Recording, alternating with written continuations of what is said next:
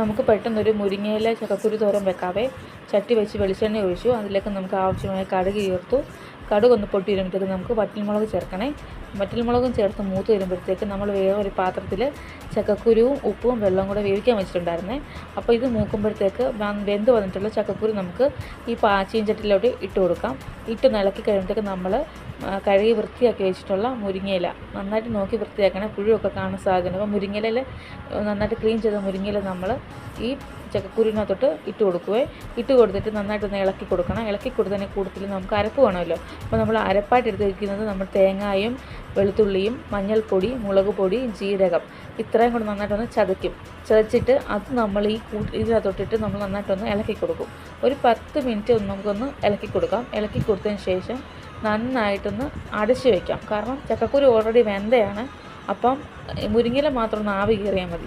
അപ്പോൾ ഈ അരപ്പോട് ഇട്ടതിന് ശേഷം നന്നായിട്ട് അല്പം ഉപ്പും കൂടി ചേർക്കണേ. കാരണം ചക്കക്കുരുവിന് ഓൾറെഡി നമ്മൾ ഉപ്പിട്ടതാണ്, എന്നാലും ബാക്കിക്ക് ഉപ്പ് വേണമല്ലോ.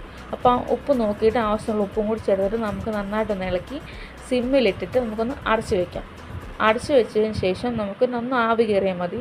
ആവി കയറിയതിന് ശേഷം നമ്മൾ തുറന്ന് വെച്ച് നന്നായിട്ടൊന്ന് 4 പാടും ഇളക്കി കൊടുക്കണം. കാരണം അടുക്കി പിടിക്കരുതല്ലോ. അടുക്കി പിടിക്കാത്തതൊക്കെ നമ്മൾ നന്നായിട്ട് അടി തട്ടി നമ്മൾ ഇളക്കി കൊടുക്കണം.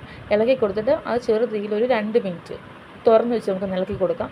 ഒരു 2 മിനിറ്റ് കഴിയുമ്പോൾ നമ്മൾ ചക്കക്കുരു മുരിങ്ങയില തോരൻ റെഡിയാകും. അപ്പോൾ എല്ലാവരും ഒന്ന് ട്രൈ ചെയ്ത് നോക്കണം. കമൻറ്റ് ചെയ്യണം നിങ്ങളുടെ അഭിപ്രായങ്ങൾ.